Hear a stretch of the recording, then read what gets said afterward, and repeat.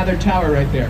Whereas the third is the exact height of the American Medical Association just next door. The largest penthouse at the top of this building stands around 14,000 square feet. And that sold in 2014 for close to $17 million to a family in the suburbs. Now who knows this name? Mies van der Rohe? Anybody? A couple of you? He revolutionized architecture with this minimalism. He was less interested in how buildings looked. He was more interested in bringing things down to form and function. Minimalism. It sounds passive aggressive because it is. These buildings went up, him and his teacher never spoke again. But his philosophy goes like this. There are no right angles in nature, so there shouldn't be right angles in architecture. So these buildings serve through the public for a the title of that building for later though, the Marina City Towers, because we're going to talk about something like that a little later. To your right is a pizzeria I've never been to, but beyond the bridge, and Marshall Field had to sell the building in 1945. He sold it for about $13 million. It's the oldest building on the Chicago River, built in 1908 by George Abbott. Now this was a former cold storage facility for dairy products, and it was renovated in the 80s by architect Harry Weiss. Now Harry Weiss is he's a sailor, so within a lot of his buildings he likes to incorporate nautical themes to it. If you look, you see the top trim of the building, nautical portholes, you see starfish on the outside of it. Yeah, now the North Branch of the river has been primarily industrial for a pretty long time, and it's still generic ground. And their biggest concern... Uh-oh, any New Yorkers on board? No? A big part of the Burnham Plan called for an open and free lakefront to the public. Not business or residences, the people. But after the Great Fire, industry especially wanted to design on the lakefront because they wanted to really just dump their waste at the lake. But the wealthy elite, like Montgomery Ward, lived along Michigan Avenue, and they didn't want anybody blocking the views. So they began to sue anyone designing east of Lakeshore Drive, keeping Chicago's lakefront to be built on land of Chicago.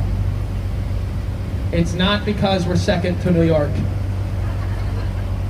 which New Yorkers just love to tell me in the middle of a fact. Now, many attractions will come out of the fair too. We're talking the brownie, Cracker Jacks, the Ferris wheel, A1 steak sauce, and PBR. Which frankly I could do without, but who likes PBR on this boat? One person? That's not a great ratio.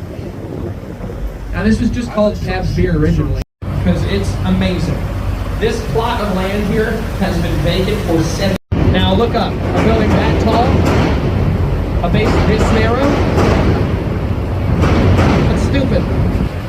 How would they do that?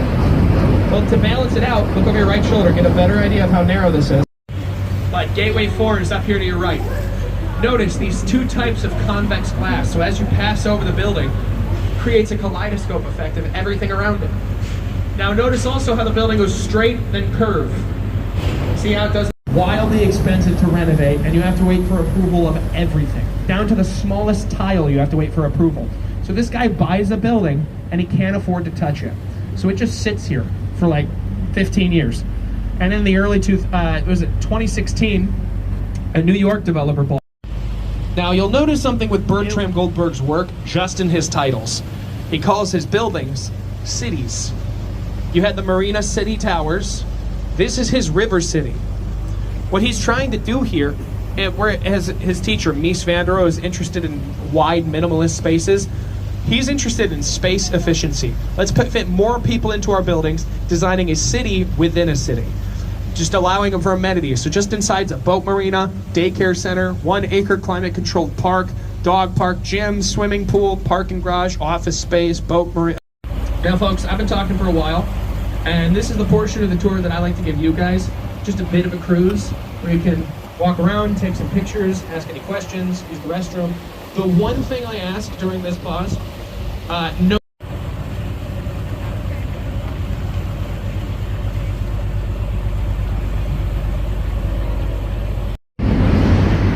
Which I used to like. I used to make fun of it when we drift past it, because I don't know. I thought it looked kitschy. So I give it a light roast when we drift by. Then I went there like a year and a half ago.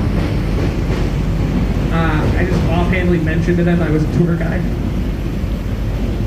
All of a sudden, free stuff just started showing up at my table. And now, to your right, you're going to see 333 West Wacker Drive by Cohn, Pedersen, and Fox, 1983.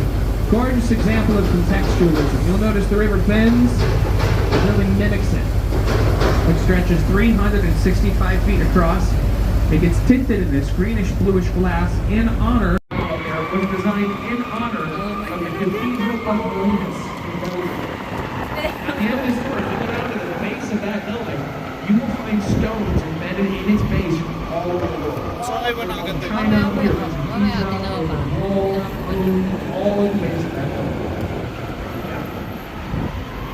Now, once again, earlier I specified the Du Sable Bridge. This me achieving my dream. Now, I just mentioned the first non-Native American settlement. Specify that because currently you're on Colorado land. Right now you're on the land of the Council of Three Fires. The Ojibwe, the Ottawa, the Potawatomi, and then the Kickapoo and Miami territories. This is their land. To your left is an atmosphere.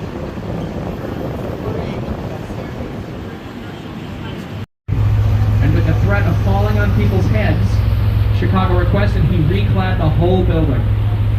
Yeah, it cost him $80 million to do it. He reclad the entire exterior in North Carolina granite, which just goes to show you can't take marble for granite. Some of you hate puns so much. That building's called Aqua. Now, it was designed in 2009 by Jeannie Gang. And we're very proud to call Jeannie Gang in Chicago.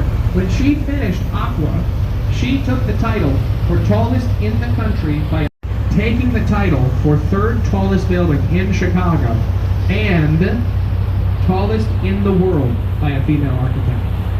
Yeah. Now look to the top of that third tower up there. You see in the mist that giant space in the floors? That wasn't in the original design. Everything.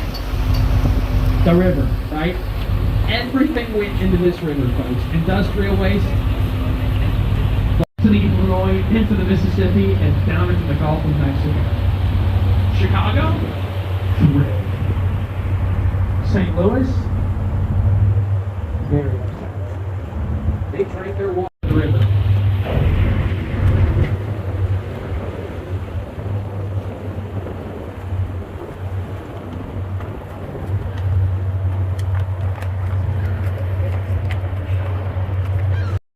As we turn, it's not like Chicago reversed the entire flow of the river and everybody was just cool about it. We then got sued by like 3 different states. We were sued by Indiana, Wisconsin. Video. Like 5 years ago. Which, honestly, is pretty cute. Because I got to go to the wedding. Ooh. And I can tell you all, the reception was awesome. Woo! Say Chicago! Chicago! Nah!